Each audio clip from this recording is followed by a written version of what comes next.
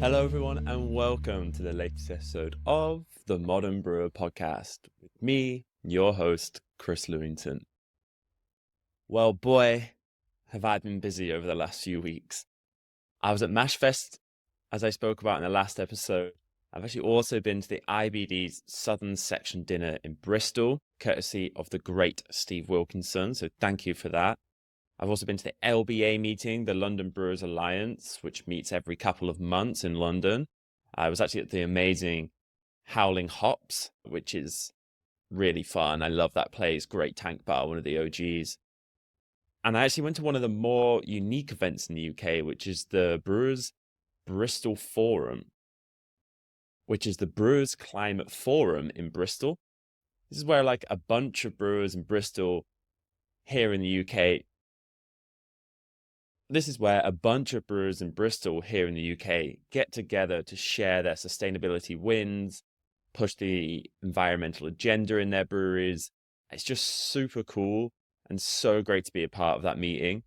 And shortly after this episode airs, I'll be on a plane to Braubeviale in Nuremberg. So Brau isn't really an event I would usually attend, as ultimately I'm not a brewer anymore.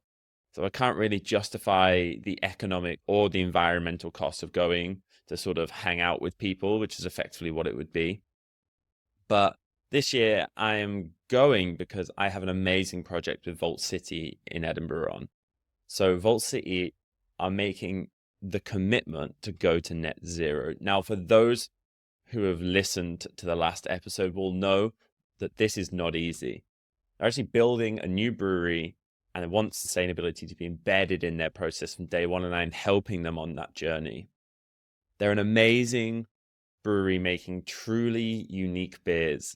For anyone who isn't familiar with Vault City, I'll share some of their latest beers.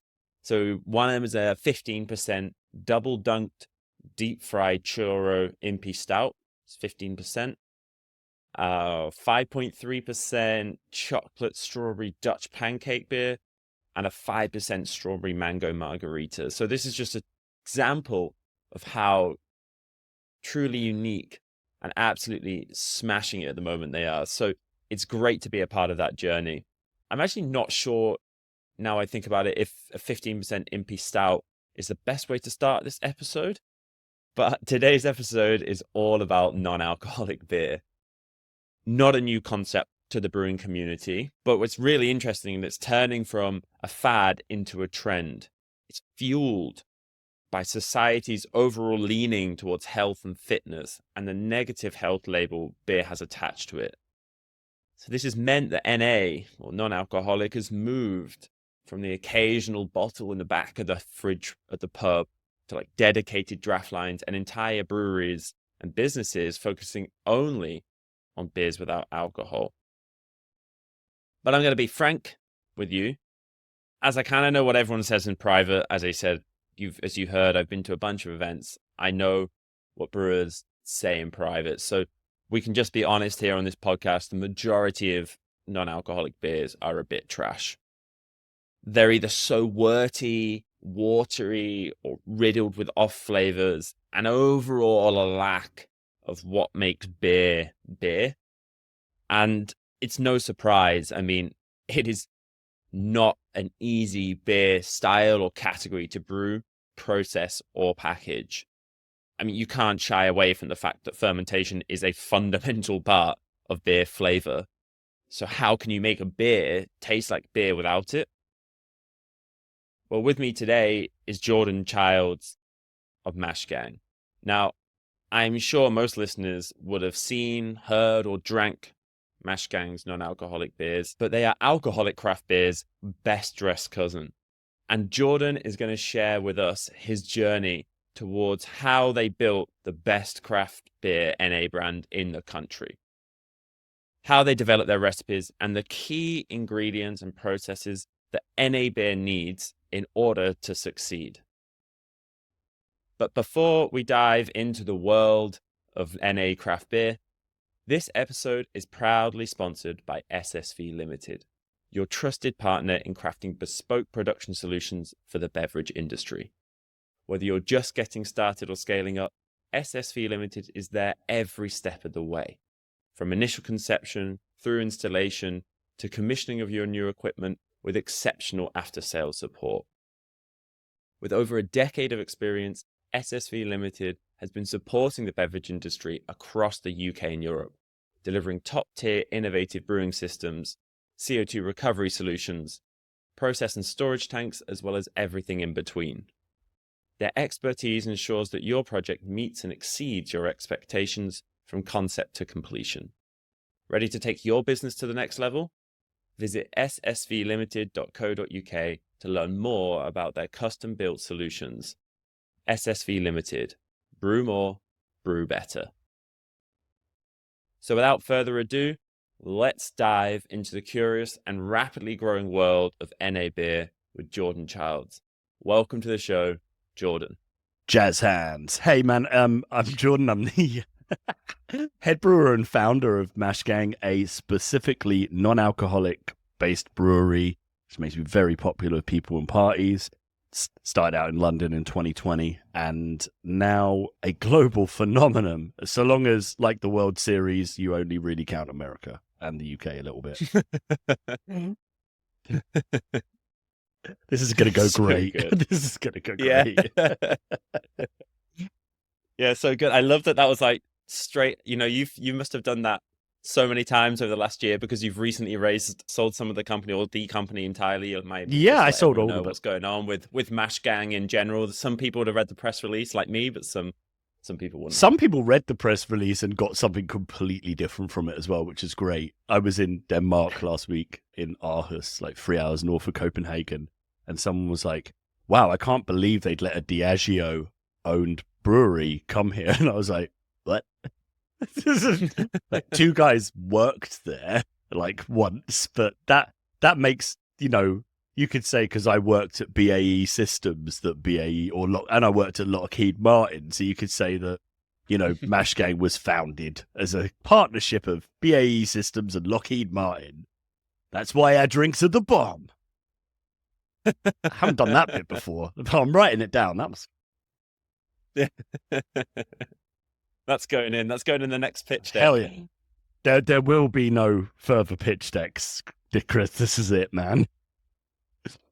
Yeah, you were just saying before it's not an easy process to go through it. No, I would. Yeah, I said what I actually said is I'd rather go through a divorce or a bereavement than go through an acquisition again, and that's from all sides. It's painful for everyone that gets involved. It's like a life laundry audit of your successes and your failures, and having someone go through like various decisions that you've made in 2020 that were terrible, is never great, but it's kind of good for the soul to remind you that you are in fact as stupid as you once were.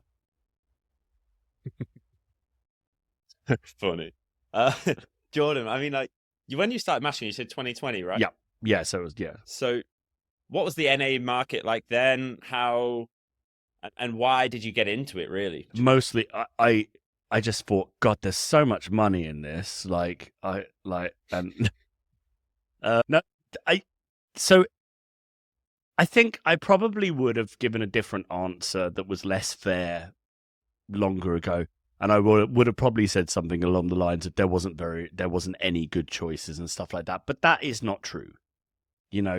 With a little bit of hindsight, I would say that by 2019, 2020, we were starting to get to a point where there was more and more good NA choices in the market. And especially if you looked beyond the borders of the United Kingdom, there was extremely exciting things going on in Europe as well. And I said, well, there wasn't many choices, but there was a very small bar down the road from where I lived in Worthing at the time. And they had one of these Japanese vending machines for beer because they had a very small bar area and they didn't want people to waste time at the weekend queuing at the bar to get a pint. They actually were like, if you want a cocktail or something that takes time, come to the bar. But if you just want a tinny or something, you just tap and pay, But they had a CBD non-alcoholic beer bottle in there. And I was just like, every day I'd come home from work and I'd go in there and just tap and just buy like 4 of them and just take them home. And that kind of, that was my first real of all of the NA things. That was really my exposure to it. I'd kind of given up on Beck's Blue. Like if I saw my mum and dad on a Sunday for a Sunday roast, they would automatically just buy me 2 Beck's Blue, and they put it in a jug glass, and I'd sit there and have my really dry sort of pub Sunday roast. That was all my exposure to it. During the first sort of like couple of weeks of COVID, I'm extremely bored, and I start buying things from like Mikkeller, Tual, like some of the Brewdog stuff, and I remember there was like a Big Drop Stout, and I'd had it a few times around Christmas, and I quite liked that. So in honesty, the market was actually okay, and there was things like Funky Fluid and Malt Garden over in Europe that were making like fruited sour NAs and stuff. So you can't say you didn't really have a choice, because you did, as long as you were prepared to 1, look for it, and 2, pay for it. I bought a box of beers from Omnipollo that was extravagantly expensive for me, certainly. And they had a blueberry soup kind of fruited milkshake IPA that they released in like IKEA Japan, and they had some like Julmust, it's like sort of Scandi Christmas Coca-Cola and things like that. And yeah, those guys were kind of hugely influential, where I was like, right, if they're doing that, surely there's a market for that kind of thing here. And that would be if we're being honest, that was kind of the inception of it. And then how did you, are you from a brewing background? No, I didn't know. This is the thing. Anytime I get interrogated about this, it's like, how did you get so good? It's like, how did you not? It's like really easy to learn. There's never been a better time to learn literally anything, as long as you're ready to do it. Imagine a scenario where there is billions of hours of YouTube videos, forums and everything. There was like ultralowbrewing.com as well. You just go on there and like learn so much stuff. I think that it's very, maybe some people are inbuilt, not great at learning to learn. I'm old enough that I remember the internet not being a thing, so I still look at it with fascination that you can learn this stuff. But my experience is like, I dug ditches at a vineyard that was being built, but I wouldn't really care about wine, but some of it stuck in my head a bit. And then I could never leave alone homebrew kits and things like that. And I remember asking like my dad, can I have one of your beers or something like that? He's like, too young, can't drink. And I was like, but I want a beer. He's like, why don't I fucking make it?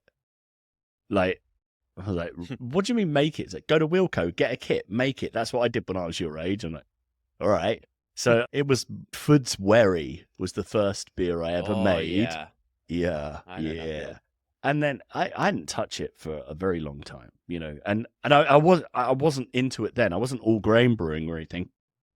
It was literally probably isomers. It was like LME and LME and Windsor yeast, and there you go. That's it. And dreamy. I was good enough at that when I was like pretty young that I would be like the beer guy at parties. Those milk, like 4-liter milk jug, 4-pint milk jug things. I'd just be filling those up. Used to buy them from there was old enough that there was a dairy where I lived. You go to the dairy and buy them for like 4p for these milk jugs, and then I'd take them to a party and like sell them for a couple of quid each, and then I'd make more beer, because essentially I think deep down, I'm probably a capitalist pig at heart. That was my start with that. And during COVID, I'd get sent home from work for the first time, like in my life. There is nothing to do, at all. And I messed around with loads of things. Loads of people mess around with things, making bread and rubbish at that, making pickles and chili crisp and, everything. Vegan cheese with cashew nuts. Anything to... But the first time I made a beer-like thing, I was like, Jesus, I'm actually quite good at this. This is good out of the gate. Maybe I'll give it a go. And I've never found anything that I had a natural ability at. So I'm like in my 40s when I finally find something that works, But that was it. It was that simple. That's so good. How important do you think that first batch success was? Like, Oh, if like if one, that was like, garbage, would we be sat here no, now? no, no, I would have given up on it. Like Homer Yeah. Simpson said it's So, best. Like if something's hard, it's just like not worth doing. Like what's the point? It's like I want to be an Olympic swimmer. Like I'm like, are you good at swimming already? No, don't bother. Like, don't bother. yeah. Like you don't have a time machine. You can't get that time back. Just don't bother. Find something that is like that you like but you don't love, that feels easy and fun to do, and that's the true way of being happy in your life. Never take the thing you love exactly and spend your whole life on that, because it will only ever break your heart. But do something that makes you happy enough every time you do it, and that's brewing for me. Or I don't Love know if that. it makes me happy, it makes me less sad. Me, But me. That is what that is happiness what is, let's be happiness honest. is, just an absence of sadness for me. Oh, I love it. So how did you so you started your first homebrew, right? Oh, no, your first, but you did it, you were happy with it. Yeah. How did you start to develop what became Mashgang's first few beers? We had like there was like a piece of software called Allo, which is like Google's attempt at WhatsApp. So we had like a few school friends on that, and it was boring chats. It's like, do you know we can get pasta at the moment and toilet paper and things like that? Because and we it was there was no brand. There was no brand. There was just liquid. There was no brand. There was just liquid. So we just made. I was just making stuff and kind of sending it to the rest of the people that would actually become the business. But there was no like brand ideation or anything like that. We knew that we would do something cool. We just didn't know what it was. And lucky, like I was working in the tattoo industry for like I owned a studio, but I'm not a tattooist, for like a decade. But the studio was a place where I worked on other creative projects like streetwear and things like that.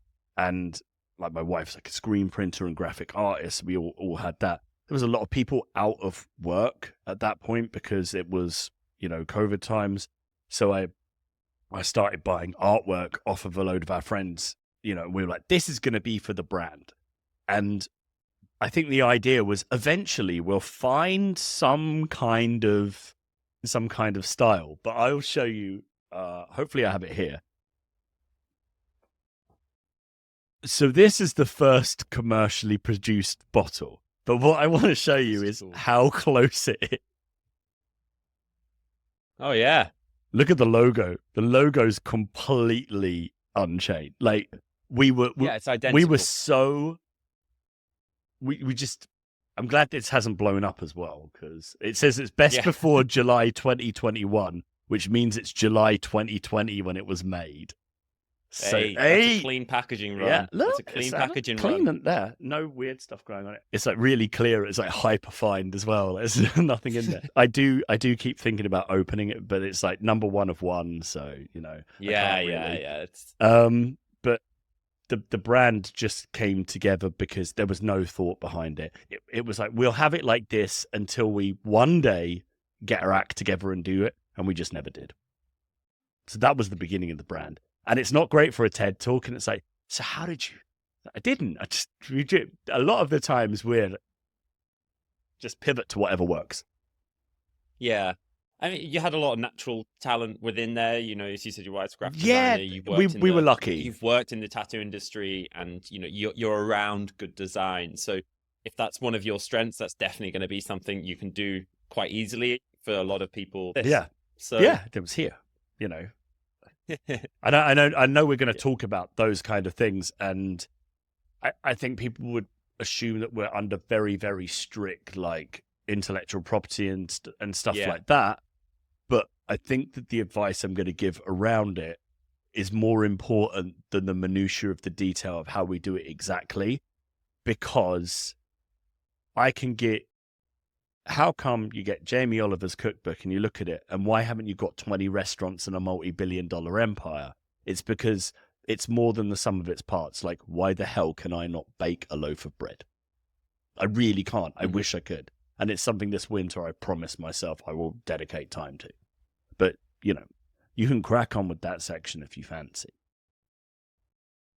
Yeah, I think like that's a point I always make, and I know that everyone listening to this will know because they're brewers themselves, is like the recipe is such a small part of what makes a beer.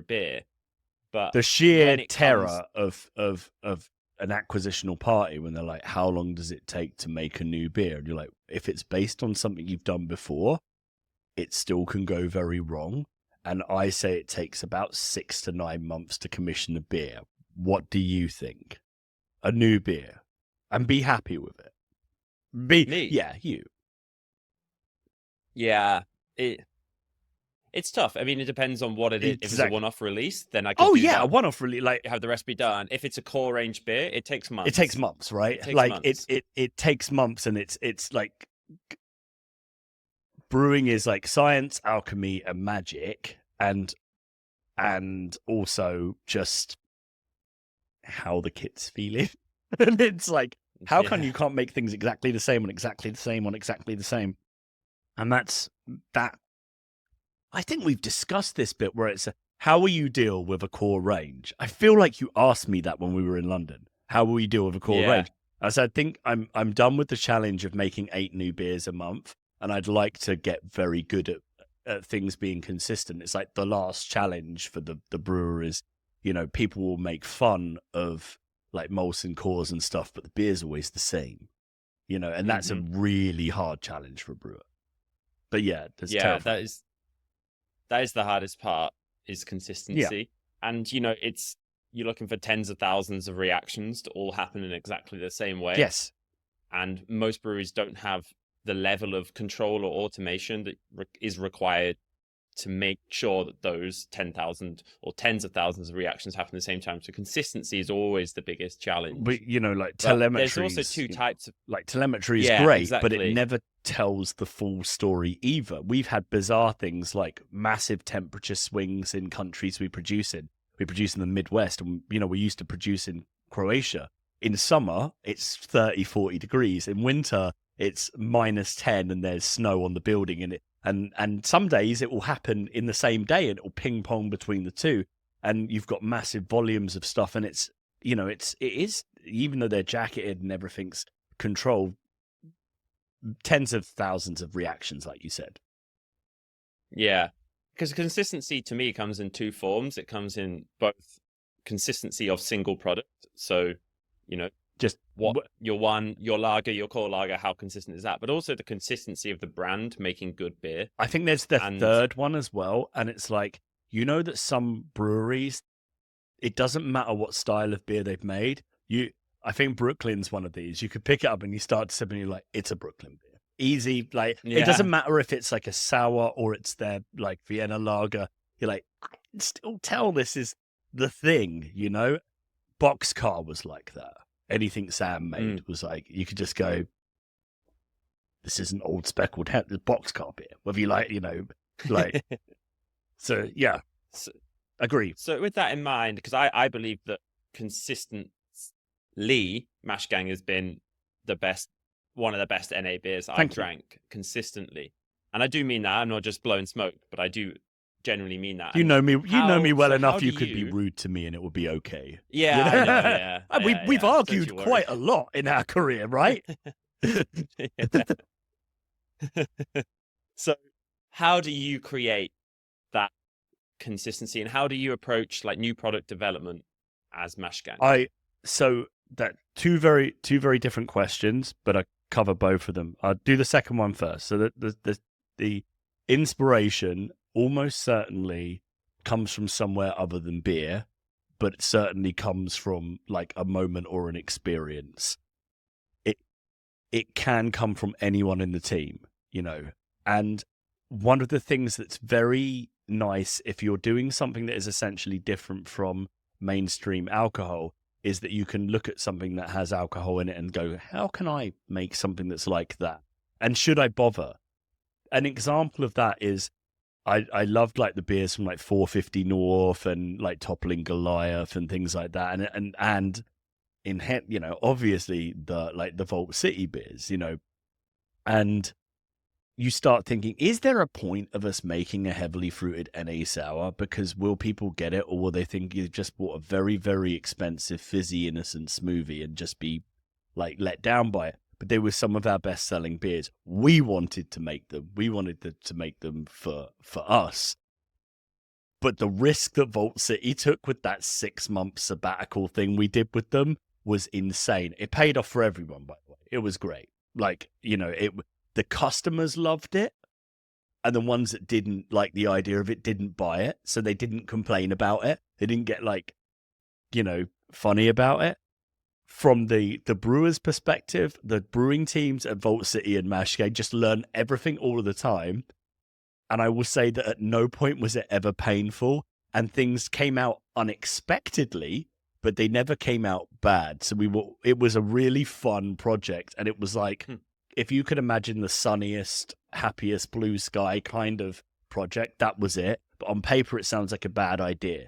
So there's a great deal of, fuck it, we want to do it, so we're doing it.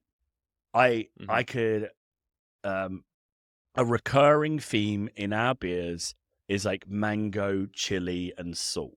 And it is just down to a point where I was in a shitty hotel in Las Vegas. I was homesick. I missed my wife. I missed my kid, who was really young at the time. And I went to like a little bodega on the corner, and they had mangonadas, like sorbets. And I picked up a bunch of stuff, and I ran a bath, and I sat in it, and I was like, and I had this, and it had such a profound, exciting, effect to me. I'd never had tahini. I'd never had chamoy before. And it was all wrapped up, and I just like got the rest of the stuff and just chucked it in the bin, went back down like in a pair of swim shorts, like to the store, bought 4 more of them, put them on the side, and just sat in the bath eating them until I felt better. And it's like that recurring theme is like in everything, and it never ends because it had such an effect on me. And then the other part of it is you just travel places, you pick up something odd that you've never had before and be like, I could listen to it. So that's really it. That's where that kind of spark comes from. The other thing is we just ask customers, what do you want us to make? It's really simple. Yeah. They tell you. Some of the ideas are just diabolically terrible. It's like, why aren't you doing a smoked salted goes? And it's like, because no one wants that. Anyone. No one wants it. But then sometimes it'd be like, I wish you'd do something like this. And you go, oh, yeah, so do I. Someone asked for something like fruit salad or blackjacks. And I was like, gonna stop you there, bud. The blackjack thing, not happening. Not making an aniseed stout for you. Would rather go and fight God. Fruit salad, though, now we're talking. Like, hell yeah. Fuck it, let's ball. That's that kind of, the creative process is like nothing's ever off the table, ever. And also I've never been shy of putting something in, taking a tank sample, going, that's not very good. I'm going to try and adjust this. No, it doesn't work. Down the drain it goes. It's cheaper to just put it down the drain than it is to can it and have everyone go, not very good. Consistency. How do I approach that? It's really difficult with a multi-site process. You need trusted partners. Yeah. We contract brew. It's kind of strange in the craft beer industry where there's a lot of folded arms over contract brewing, but in the soda industry, in every other industry in the world but brewing, the idea of buying a brewery first and working it all out later is pathologically insane, and I always had the aspiration that any brewery that we could build would be too small by the time we finished the next year. So we were always waiting for the point where we got big enough to kind of build a brewery. And now we're kind of demonstrably too big to build a brewery because it would be too not cost effective. And if you think that like many brands are brewing their own beers, that they're not. Even some of the ones that have breweries are not brewing their flagships, in terms of quality and consistency. So those good brewing partners are where it starts. And then the realization that every beer on every different kit will be kind of different. You'll have a commissioning period and you have to work really carefully. Like you said, the numbers might match up. The ingredients are the same. Oh my God, the kit may be the same BrowCon kit that it is, but you put the same in and not the same comes out because of, trifling in different things. part of a big project I have now is like lots of telemetry to try and understand these things. But I have a deep-seated concern that even with all of the data in the world, this may not be possible to understand. So we'll see. Sometimes it's not just using the same ingredients over and over again. You may have to modify how that. So we had a site that we tried to commission in the UK and it failed because whatever we would do, it was way too bitter. And we could get to the point where we were reducing the hot side hops to a blink of the eye, and it was still a little. Not only was it like not full, not only was it not like the aroma wasn't there, but it was just bitter, and that was that. And we tried so many different things. Sometimes it's knowing when to give, and consistency it's a continual journey. In the US, we just had a really good brewing partner who is used to incubating brands that are growing. You'll be able to back me up on this. Making something at 35 hectoliters and making something at 900 hectoliters are so far away from the same game. It's like just because you can drive a car doesn't mean that you can fly a plane. You know, yeah. And sometimes it's knowing when to lay your sword down and saying, help. So a lot of the time in the US, it was like, because it was in metric to imperial and then everything's different. Yeah. Help. You know. Yeah. It's gross. That's the hard part.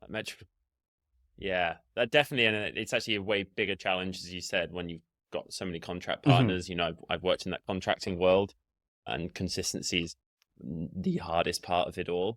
There is and dealing with people. Somewhat a joy of making billions and billions of different SKUs because consistency isn't a watchword, but people are still going to want Stoop and Chug to taste the same or better. Yes, which is my two favorites, of course, because that's thank you. That as someone that understands brewing, you can understand from my perspective how difficult it is to make those specifically. Yeah. Because they're a hit single, right? That's what I was tasked to make. Because if we didn't make that Stoop and Chug at the time that we made it, we were at a crossroads where financially we were having a load of fun. But around 2022, I think me and James were ready to wind it down and go and do something else because it was only just about self-sustaining. Every supermarket had turned us down. At that point, James Clay, Matthew Clark, LWC, all the major distributors had just been like, price is too high. No chance. No one wants NA. No one wants a £5 can of NA beer. So we had to make a decision. And I was like, I want one crack at it. We'll brew these ones at Gypsy Hill. We'll work with their Torsten, who was there at the time, was really good. Freddie, their QA guy, was really, really good at engineering stuff to come out well. So we took one of the beers from Northern Monk that we needed to squeeze a bit more value and a bit more size out of it. And we designed Chug to... Mentally, I was competing with neck oil. I was like, I need to make a neck oil clone. That's what I've got to do. People will love that. Essentially such a modern IPA that it's basically a dry hop lager was where I was at, like a heavily dry hop lager that almost everyone would like. And people that didn't like it certainly didn't hate it. It just wasn't for them. And pulling that off was the heist of the century for me.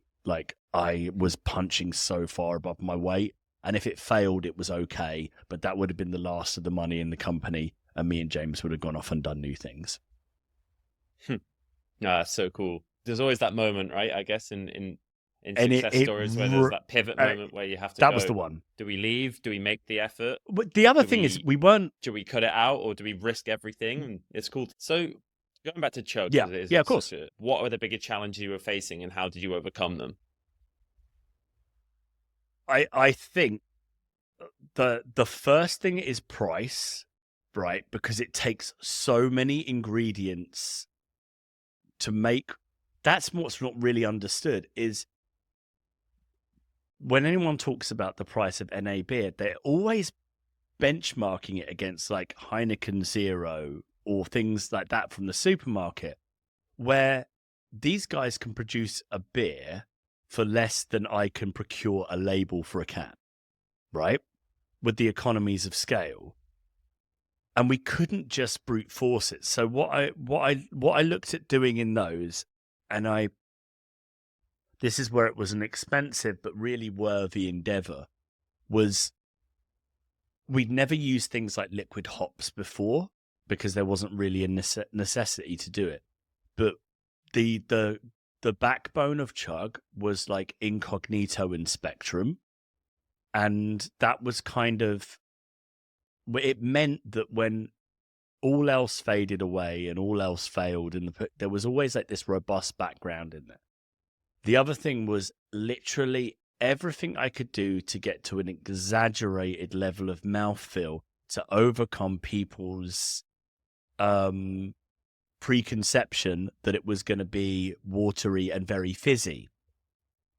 Lowering the carbonation is a real double-edged sword. This beer is flat, but I'm like, I need the level of carbonation that Beak and Verdant and other half have.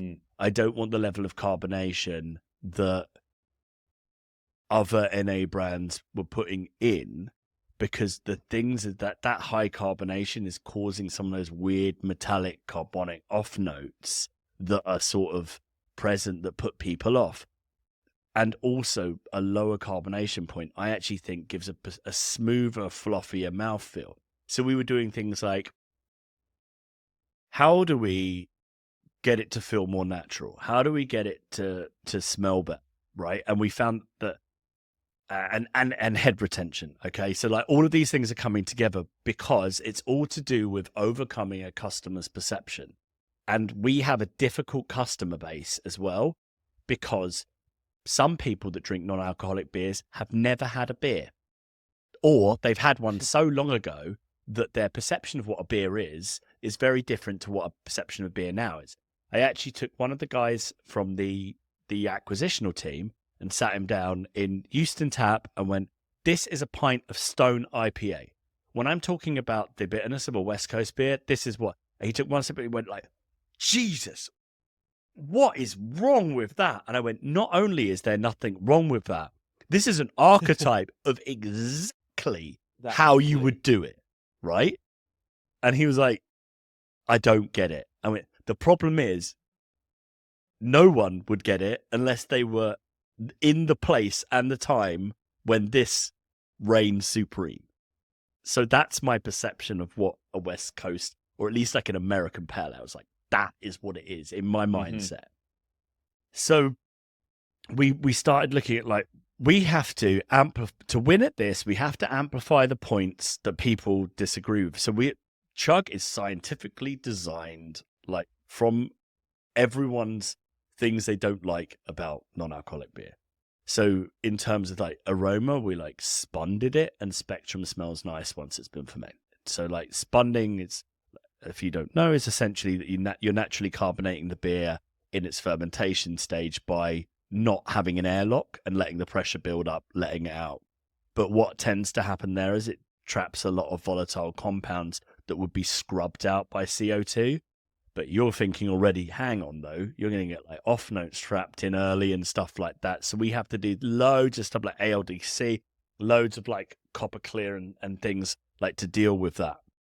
Also, that particular point, we're not using it anymore, but at that particular point, we're using Voss fight yeast at 40-degree fermentation, which actually is so free of off notes, and it's so competitive and so violent that nothing gets a look in.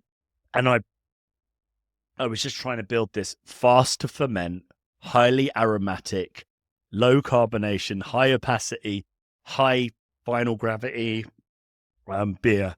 And then I chose like it went through a few variations of hops, but we took everything that we learned. Like we won't use Mosaic near it. We over time have rolled down the amount of Citra that we use in it, and it's more things like Vic Secret and El Dorado in there, which in context taste more like the Citra Mosaic that people are used to. In that context, they sit in there a little bit better. And we had a little sprinkling of Vic Secret, some Magnum, and a tiny bit of Galaxy in there. And we tried to build that profile. But everything to do with Chug, like right down to the artwork, was like, we don't want it to, we want it to be fun and like in context. But things like the tie-dye is like, I want it to be more Grateful Dead than it is Slayer, you know? So it was kind of, that's where we really went with it. It was designed to succeed, and that's not a very cool thing to say, but it's it would allow us to stay in business, and that's what we did. Yeah, I love that. And so you were using that Kavik Mm-hmm. yeast, presumably you were just making like very high, low fermentability. Correct. Yes, the way around. that's the thing is really anytime a brewer asks me like, so how do you get the alcohol so low? Like, do you remove it and stuff? It's like, no, we just like, okay, listen, the easiest way. It's no coincidence. Every time Mashgang has brewed with a brewery that spends all of its time making high ABV imperial stouts and stuff like that, Siren, you know, you get like Vault City, Northern Muck. It starts to all come together really quickly. If you were making a stout and you wanted to make a imperial stout, what would you do? And it's like, well, it's easy. You do this. And it's like, if you were making a stout and you wanted to make one have less alcohol, what would you do? I don't know. Are you sure? Are you sure you don't know? Because surely it's not rocket science, is it? You know, it's like, I want my car to drive far further, so I put more petrol in the tank. I need to spend less money so I don't go as far. You know, it's nowhere near as complex as people are making it. Mm-hmm. The other part of it is difficult. Preservation and things like that, which we're obviously going to come around to, are difficult.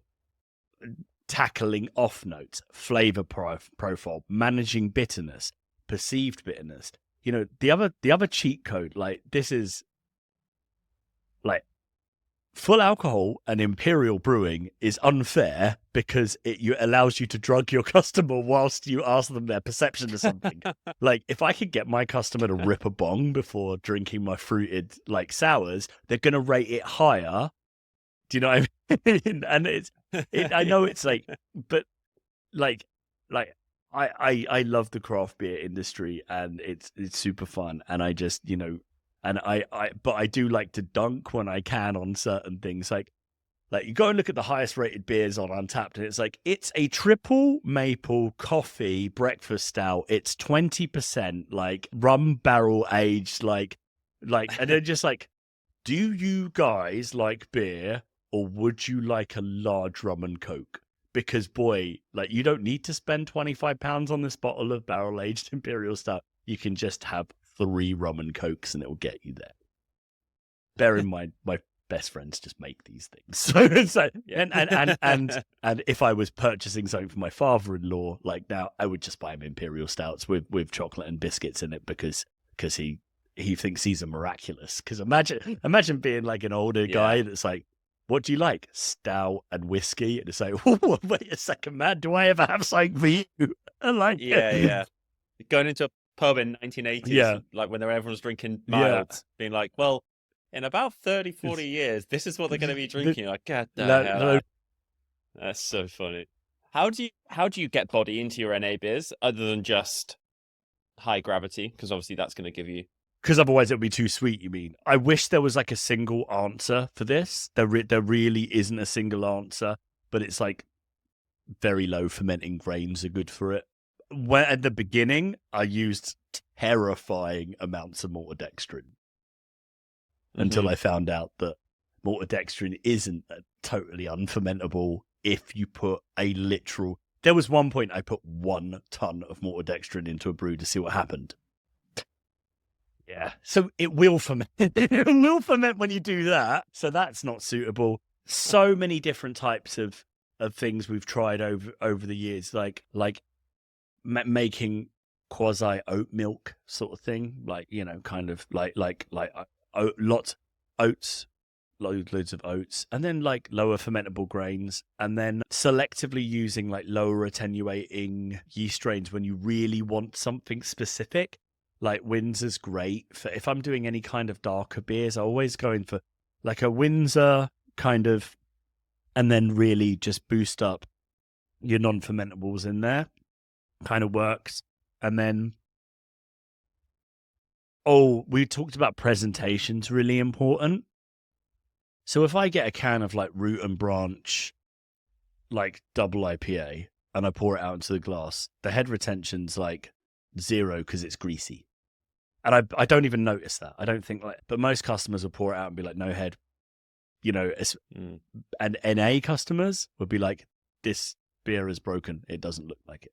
So I put an extravagant amount of work into into loads of head retention and presentation. I truly believe that people like they drink with their eyes first, and if a beer kind of looks ropey out of the gate, then they aren't gonna want it.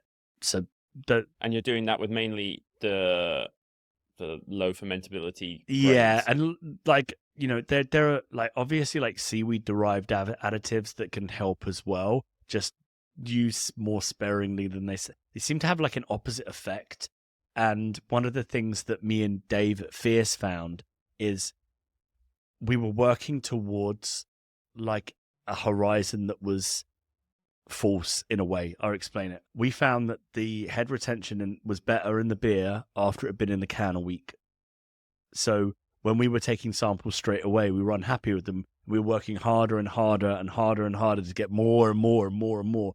And if we'd waited a little bit of time, that it would have come together. And I believe that Sean had from Siren had similar experiences when they were working on nitrogenation and better presented beers, that sometimes just a week in the cold store upside down in the can was actually all you needed to do.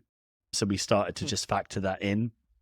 So we started pulling the beer off essentially 4 days early and leaving it for 7 days in the can in the cold store before it went out to distributors. And that was sometimes the answer isn't related to more ingredients, it's related to time. That's fascinating. Yeah, I know, because we only found out because we were about to give up. And some of the other one, like I sent cans down to Alex, and he was like, I don't know what you're talking about. Head retention's fine on these. While we're talking about the unpredictabilities of business, right? We had exploding cans. Micro clean. Yeah? Micro clean, fucking carbonation levels were fine. Going and to the site, opening the samples, they're fine. Whatever happened to them after they left the site wasn't good. So weeks and weeks of this, and it just won't go away. And it suddenly appears out of nowhere and disappears, and it doesn't seem to matter what product it is. And I mean cans are arriving hemorrhaged at the DPD depot. I get a call from Alex, and he's mad. He's like, these are shit again. Like these have burst, all in transit. Like got the box delivered. There's like beer all over the floor and blah blah blah. This blah. And I went, hang on, wait a second. This beer was canned yesterday. And he went, yeah, so what? I went, this beer was canned yesterday in Aberdeen.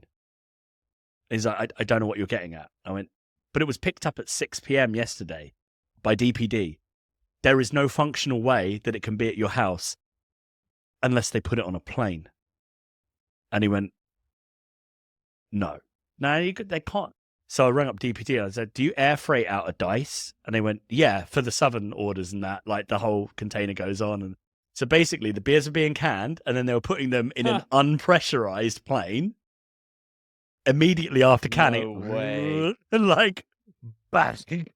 Like, dude, that's hilarious. It Not was, hilarious, but awful. But you I mean, couldn't work it out if you tried. catch. So, like, you imagine, like, Dave McHardy, King Fierce, is slapping on not for air freight on the side of the things, just so that they don't air freight them. You couldn't make it up. Like, that's the thing about business. No, you couldn't make that up. And you know, we found like we later on found that they weren't happy with their SEMA, so things weren't as strong and close as they should be, and the can quality had really dipped around that time because there was like aluminium shortages and you know, but the perfect storm was that was it. It was that the cans were going, and I had a panic attack the other day. I was standing outside of the Milwaukee courthouse with our new head of operations, Mark Clark, which we meet Mark Clark in the car park after dark with a peck of sharp. And we were talking about something else. And one of the test areas that we have for Mashgang products in the US is Colorado, and it's a new area for us. Do you know anything specific about Colorado which is unusual? It's the altitude. So Oh yeah. where I live in the Snowdonia National Park, the height of Mount Snowdon, our highest mountain, which is like an endeavor to get to the top and the bottom, and it's a big thing, is 600 meters lower than Denver Airport, where you start your journey in Colorado. I only find this out the second day I'm in Colorado. When I wake up in the morning, it feels like someone's put a belt around my head. I just keep being sick and I'm like out of breath and tired. And then like I bought a new watch and I was like, this watch is fucked. It says I'm like a mile above What's worse is next week I'm going to Vail and Aspen, and they're like twice as high again. So I'm going to be terrible. But as we're talking, you know, I've just come back from that trip. I go back to the brewery in Milwaukee, which is at sea level, and Mark's talking. He's like, you know, like Denver's a bit of a pressure test, and I was like, yeah, it's quite high pressure with the altitude. Wait, what the hell is going to happen to the cans when we send them up there? And like we didn't say anything for like a minute. We're just like walking back to the brewery. He's like, surely this has happened before somewhere. And I'm on like homebrew forums and I'm like messaging people. And apparently if you brew there and you take it down, it's a problem. If you brew at sea level and take it up, it's not. But it does affect brewing up there because the boiling temperature is different. Yes. Yeah, definitely will. So yeah. actually the reason loads of beers in Colorado are so good is because it's at high altitude, not. That's weird, you know. But yeah, you don't think of these things, and those are the kind of things that trip you up in business that you just can't train for. You just have to do it. Yeah. That's just sometimes you just have to learn by doing, and it's not always it's the best way of learning, but it's not the most cost-effective way of learning. A mistake's only a mistake if you continue to make it. The first time, it's a learning tax. There you go. Lovely statement. Media training really kicking in. Reining this back in here, Jordan, let me talk a bit about bitterness. Yes. Because I find that is one of the biggest challenges for a brewer who is used to making IPAs, how they can adjust the bitterness to make a non-alc. Because not only just the IBUs, because it's just a silly metric in my opinion, but perceived bitterness and how that feels to the consumer. So we had an incident when we had to make a call on something, and I remember that, you know, it was during the maltodextrin phase of my career.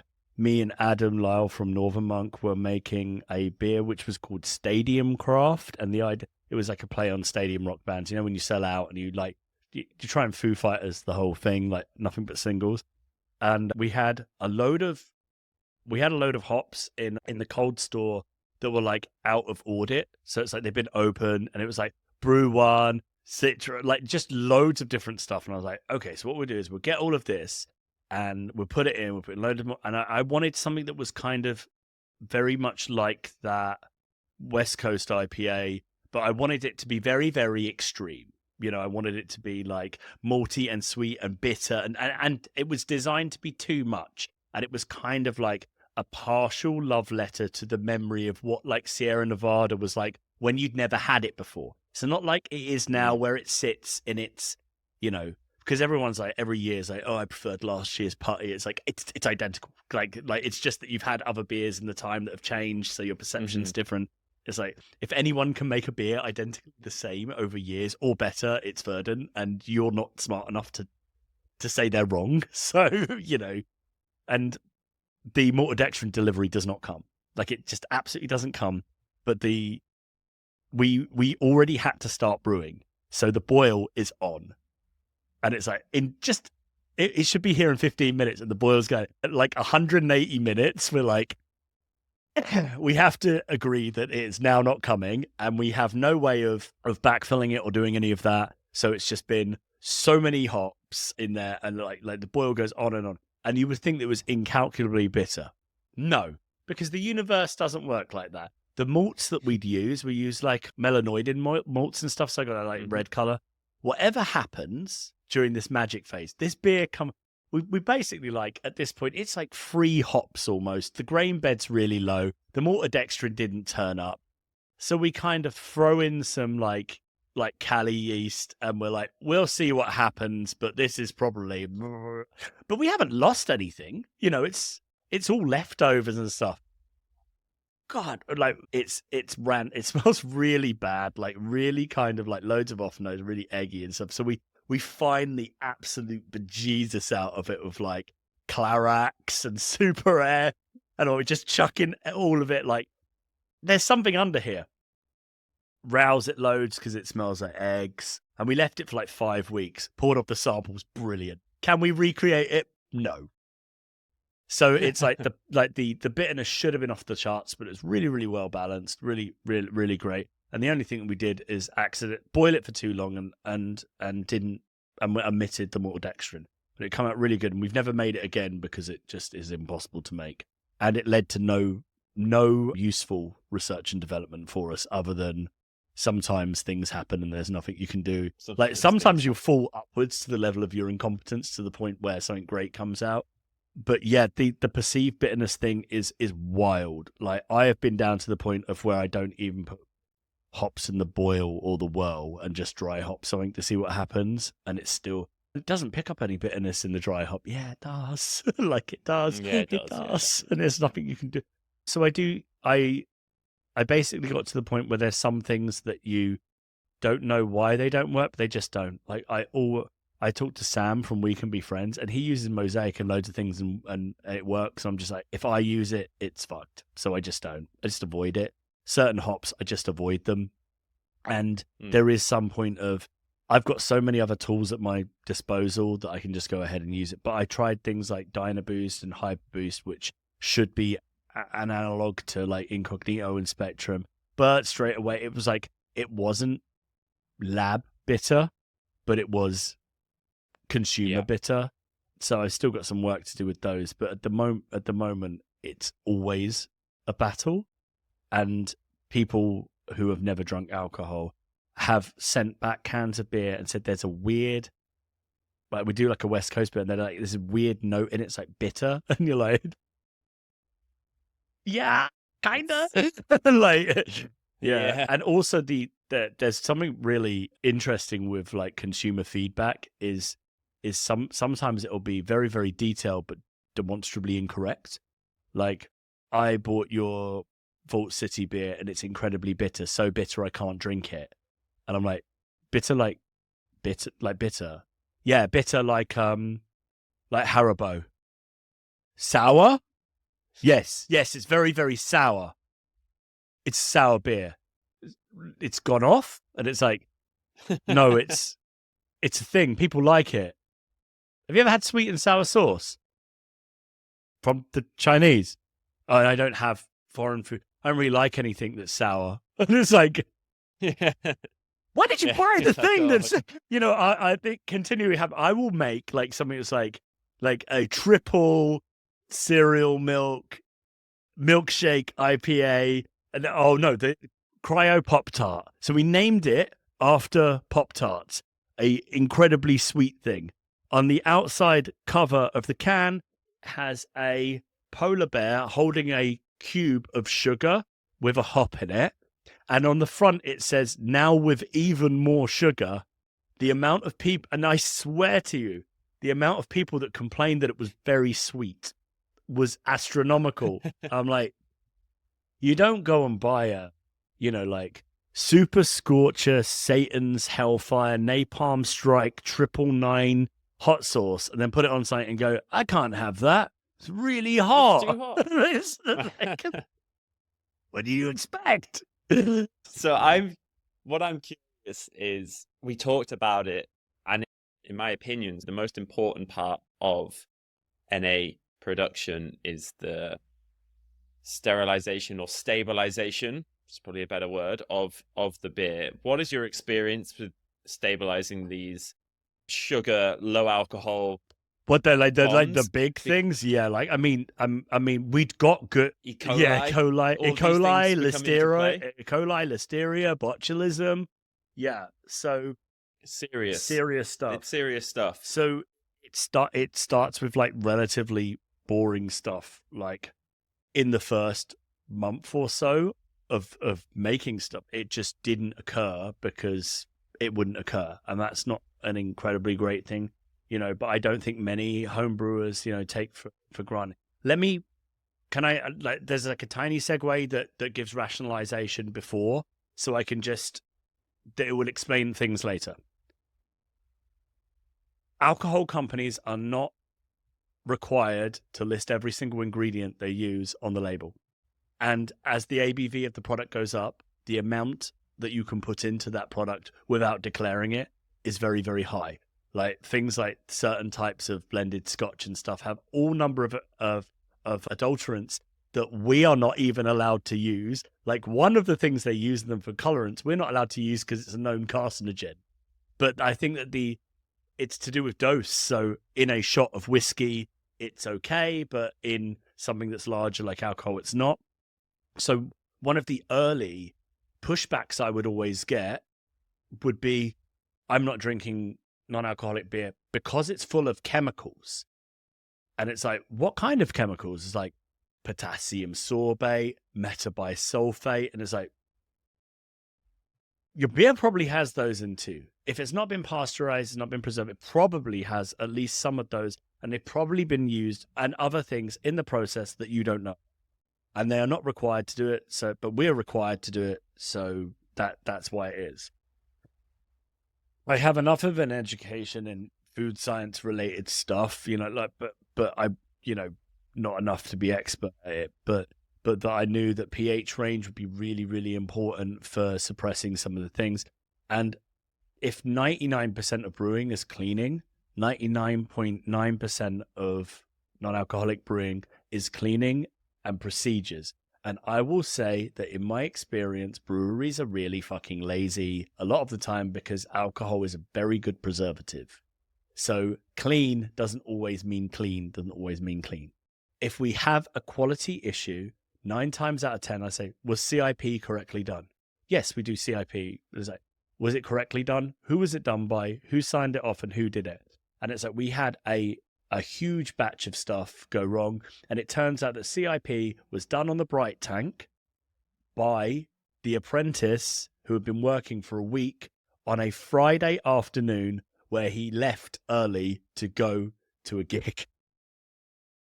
And it's like, that's the quantum for the problem is there. It's almost always operator error. And I'm not dunking on the operator, because the procedure should be so easy and so trained that you don't even think about doing it. A shout out to someone when I watched like Pete Vick, who was at Garden, he's now in Berlin somewhere doing something.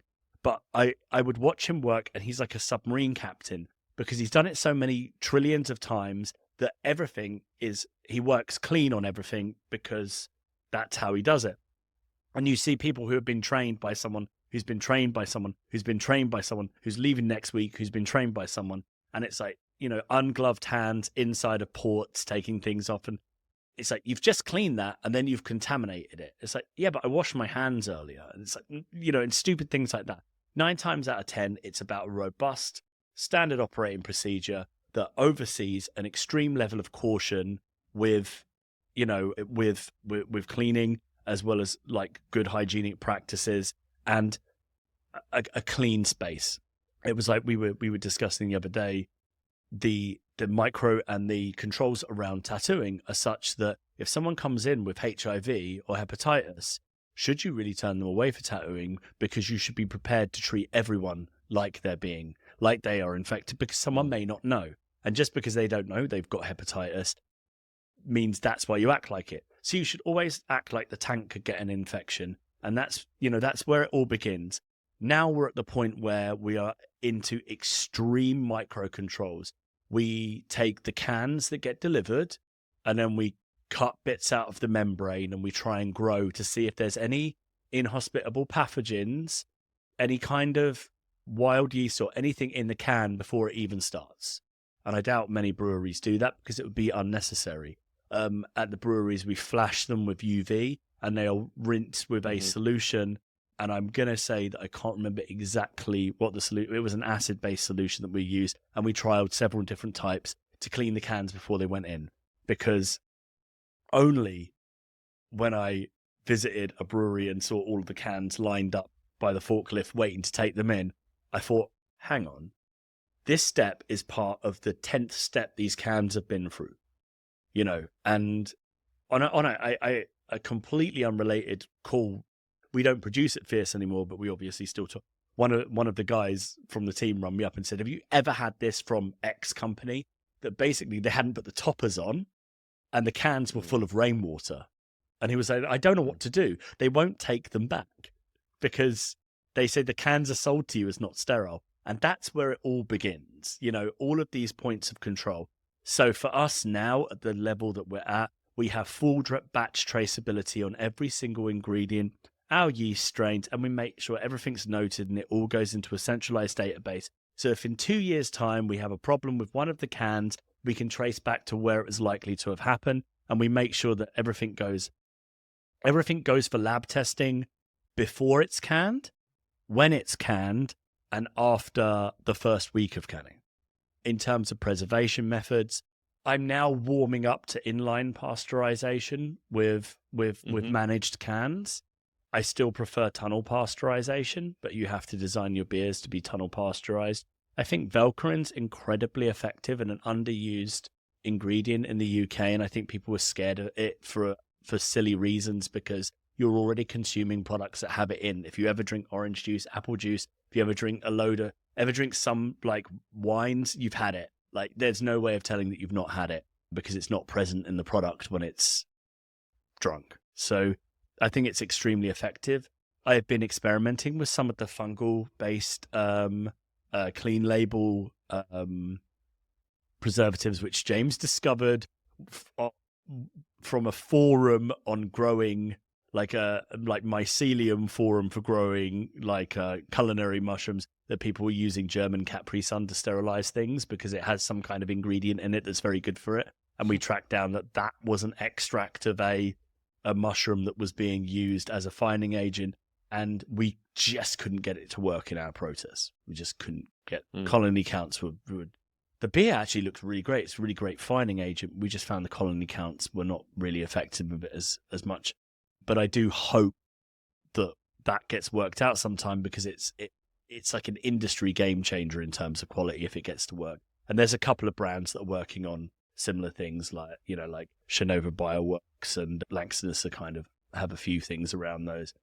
But chemical pasteurization is not as effective on its own. But once again, I like to discuss with people that they don't understand preservatives in a realm of bioburden. So it's like, I add this much because it says that's what I add. But it's like, until you do screens of the bioburden of it, and make sure that all your yeast's been spun out, settled out, the effectiveness of it is based on the bioburden of what is in. So if things aren't working, a lot of the time it's because it's too much of a load to deal with before it even starts its preservation function. It's overwhelmed. Like, how effective is a wall against keeping back a tide? Well, if it's 1 inch of water, it's probably effective. If it's 6 inches of water, it's probably effective. If it's 14 foot of water and it's a 6-foot wall, it's not effective at all. And it won't be effective until the water's rushed over. So that's it, because stabilization isn't removing bacteria, it's preventing preventing it from growing. Which is a very important difference that people need to understand. And everything, the other thing is I was really pleased the other day. I just had screens back from North, and I rung up Seb, and it's like, I've never really seen this before, but there is at no point post Bright Tank is there anything in any of the things, and we still send it off to get pasteurized, but there's nothing in it when it starts and nothing in it when it ends. And I'm going to guess that the CIPs are very, very good there, and they give the beer enough time, and they take samples and send them off to make sure that they've got the yeast burden down to a manageable level before it travels on to its next stage. And I think it's all about that prevention methodology. The other thing is, it's like there are so many problems with like non-alcoholic beers. Like there are so many problems with alcoholic beers. Yeah. Jordan, so if you had 3 pieces of advice to give a brewer who's about to brew their first NA beer, what would they be? Quit, because I'm already better than you. No.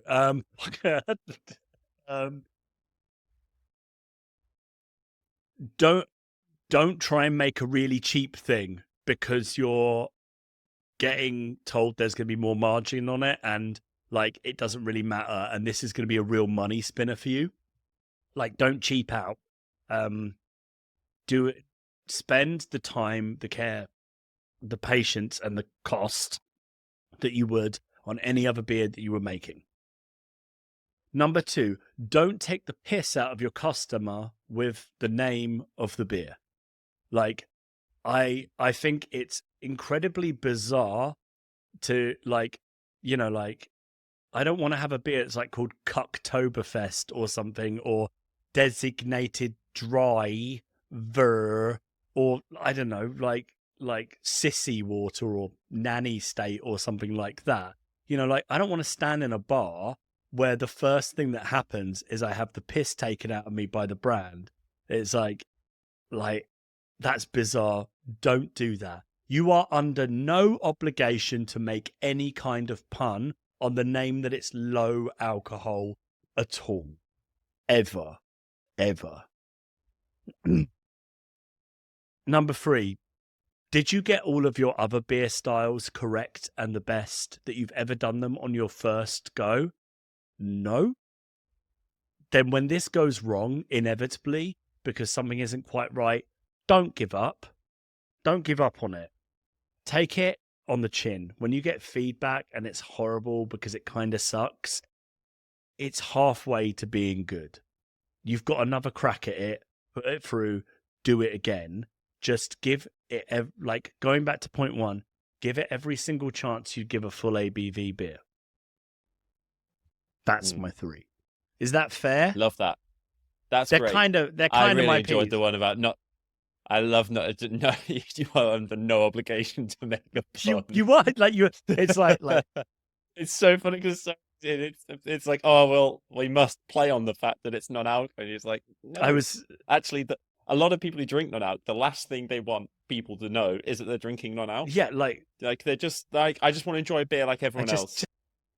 Jordan, thank you so much. It's been really, really fun to have you on. So thank you so much for spending your valuable time, and just, you know, once again, congratulations on everything that's happening with Mashgang. Truly, all you guys deserve it. I've met most of you individually. You're all fantastic people, and the beers are absolutely great. Stoop and Glow are always one of my 2 of my favorites non-alc, so that I can go for. So thank you so much for spending your time on here. And I know because you've got such a busy schedule. I do, so. But it's like, you know, like I said, we know each other and go back a bit, and you know, I'm doing my projects at the moment where I'm working on like draft, and it's obviously, you can imagine, it's like, but it's not in a can. How much harder can it be? It's like really hard. It's really, really, really hard.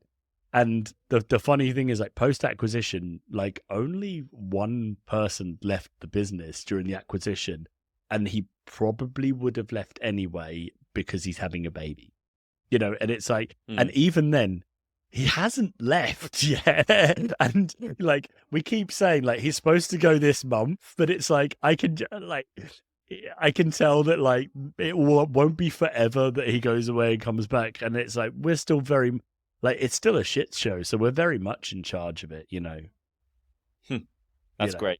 But anyway, you know, it's been great talking to you. But my team's been trying to get hold of me for an hour, but this was more enjoyable, so I was doing it. So I'd like to apologize to my team if they're listening to this now, which they probably will do.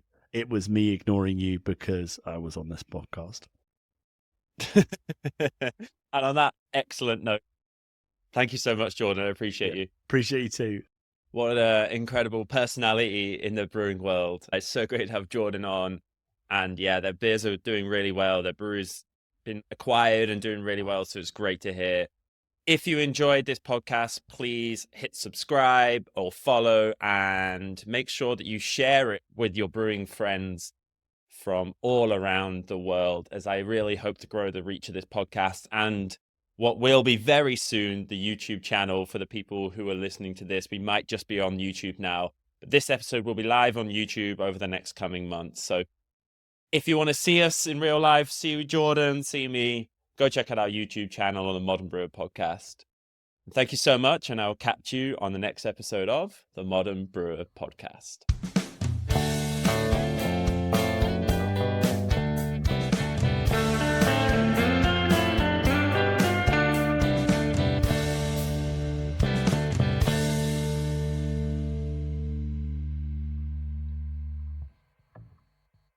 podcast.